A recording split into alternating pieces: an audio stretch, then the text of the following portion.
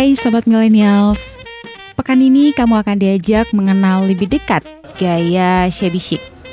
Berawal dari abad pertengahan, tren shabby chic melampaui masa dan kini kembali bersinar.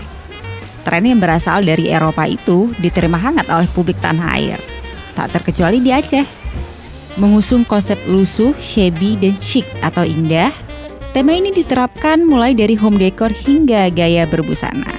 Yah, classic is never dies. Awalnya itu beberapa tahun yang lalu ya, saya itu sebenarnya bermula dari hobi. Jadi ketika suami saya pergi kerja, itu saya suka mencari kegiatan gitu untuk mengisi kekosongan. Jadi saya punya hobi jahit-menjahit gitu. Jadi saya suka belajar patchwork, juga merajut. Jadi ketika saya kembali ke sini, ke tanah air, ke Aceh, saya pikir bahwa hobi itu bisa saya jadikan menjadi sebuah bisnis buat saya gitu. Desain yang berasal dari benua biru itu menawarkan unsur feminim yang kental. Gaya berselera cewek ini sangat terasa pada penggunaan unsur warna soft serta aplikasi motif bunga. Ditambah dengan aksen renda atau rajut yang mempertegas gaya ala Victorian.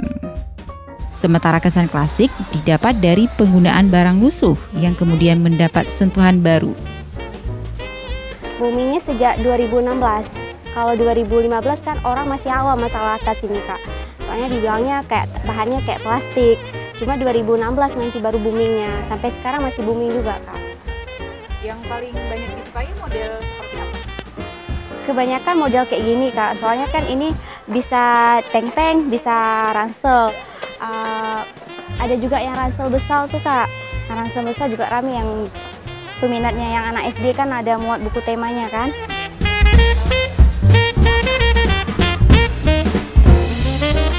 Tren yang diperkenalkan bangsawan Eropa tempo dulu itu pun sukses mencuri hati kaum milenial.